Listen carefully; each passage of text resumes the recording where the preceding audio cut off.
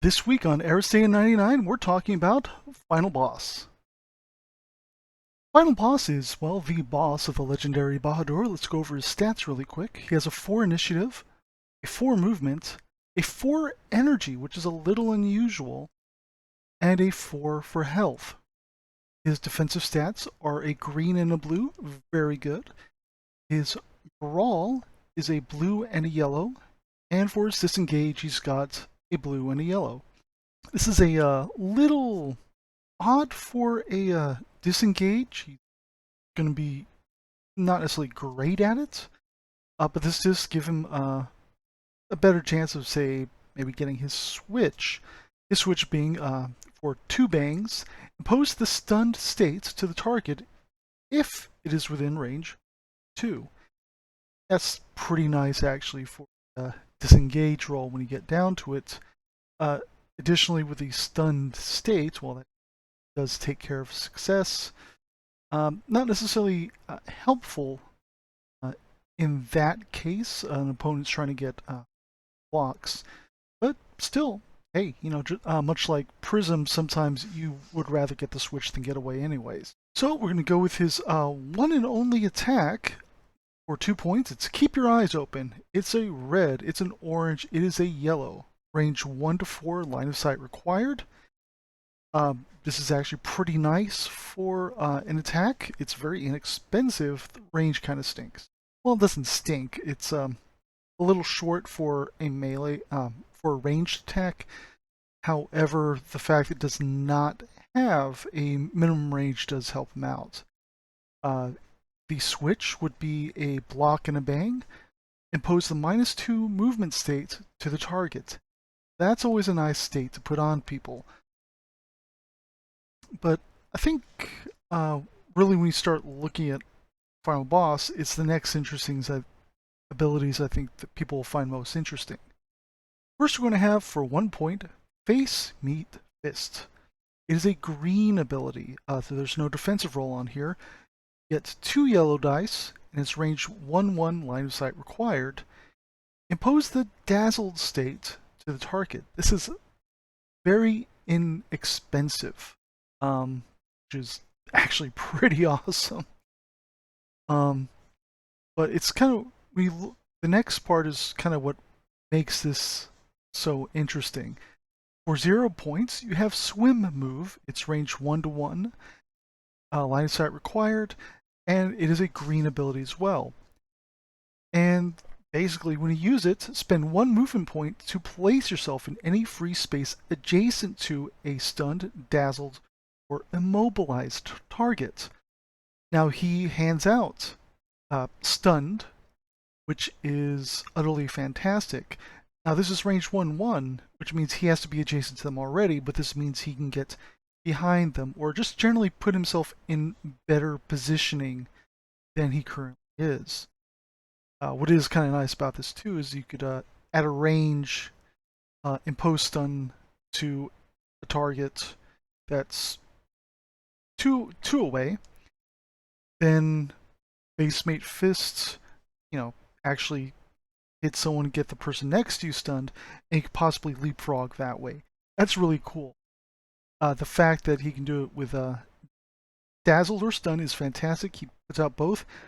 Or immobilized, which we'll get into that later on, but I mean, with those 3 states right there, he gets to play off a lot of different potential teammates, which I think is great, and I kind of in character makes sense. He's a champion. He's probably used to playing with a variety of people. Next up is his orange passive ability, Icol.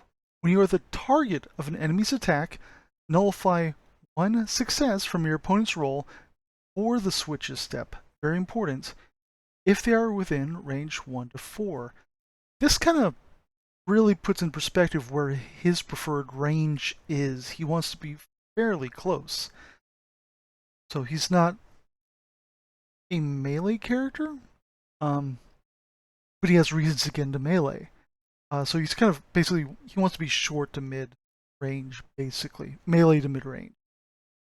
This is a very powerful ability in that it's essentially anyone he's up against automatically, basically it's almost like they were stunned to begin with. When you add stunned on top of that, and they have to lose 2 successes. Oh, that's awful. I've been on the receiving end of that before. I've yet to do it to someone else sometime soon. So his first tactics card is Wilma! During the action steps of Final Boss's activation, choose an obstacle adjacent to you. Place it on a free space adjacent to a target within range 1 to 4, line of sight required.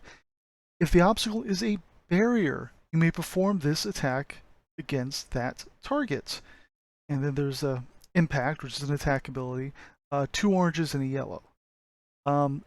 So first off, you can use this to rearrange obstacles that you will find within the Hexadome. This is actually a very powerful thing, obviously. Having it range 1 to 4 is pretty nice. It's not as good as, say, Hexer being able to just push things around. Just because with her, it is a ability she can do pretty much at any time it's her turn. Whereas for him, he does need to use a tactics card. Now, one thing too that we need to be clear on, this is a type of obstacle. It can use obstacles. So barriers are what everyone are used to, but you can also use this with minions because they count as obstacles, which I think is a lot of fun. Also, it doesn't specify that it has to be a friendly or enemy obstacle. So the benefit here then would be you could use that to reposition, say, Fiddler or Gaia's minions during the middle of a round rather than force them to redeploy. That's pretty nice if they're on your team. That's kind of cool. I got beamed in the head with a barrier one time. That was definitely made a difference in the game we were playing. It was a lot of fun. It was fun. And on stream, I think someone said that was the first time they had seen that happen. No, by all means, that's a really cool card. It's got a lot of potential, just depending on what's going on. Oh ho ho! Surprise is the next tactic.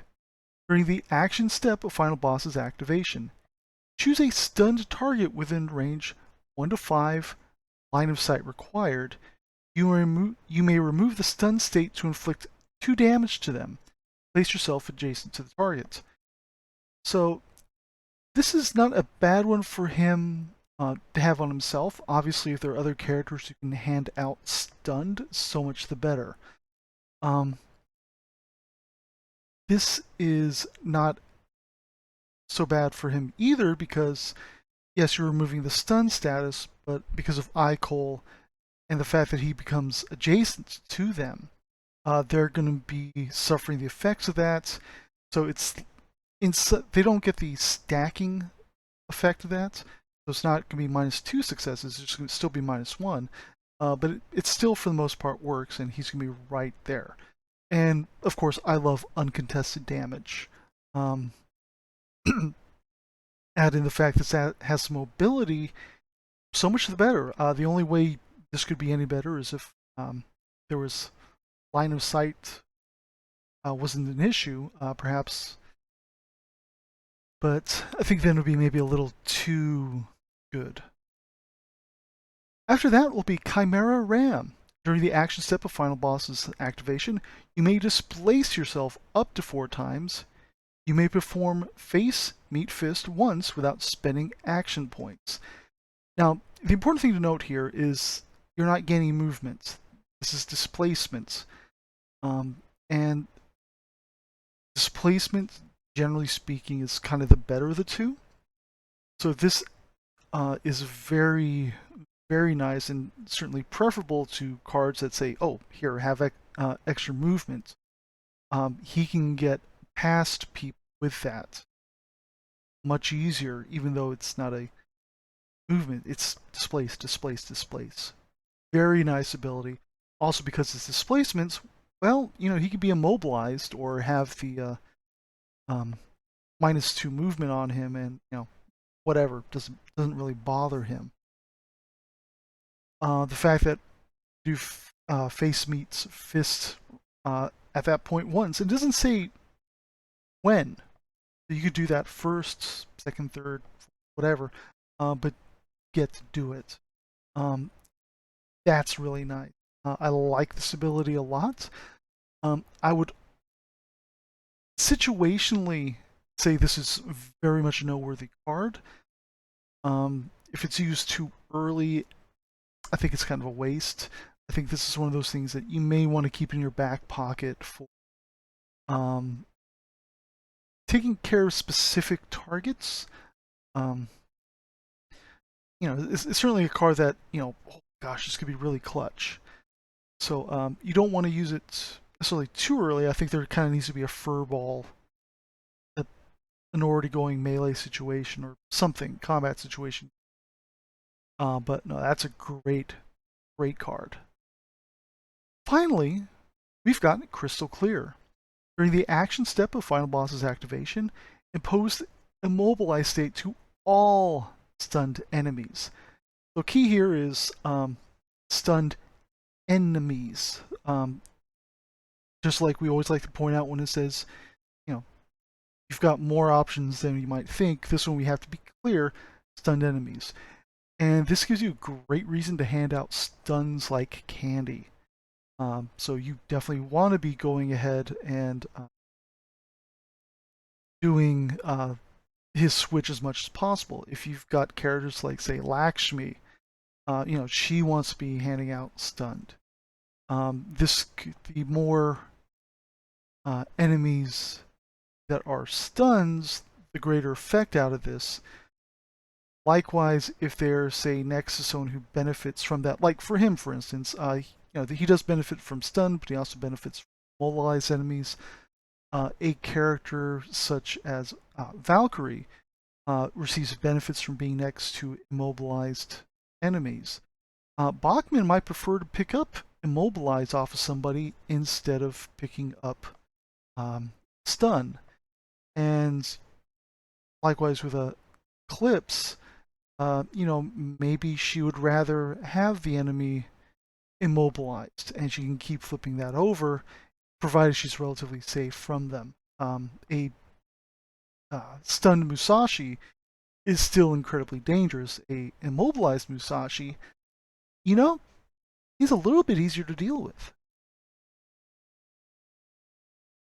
Final Boss is actually a really cool character.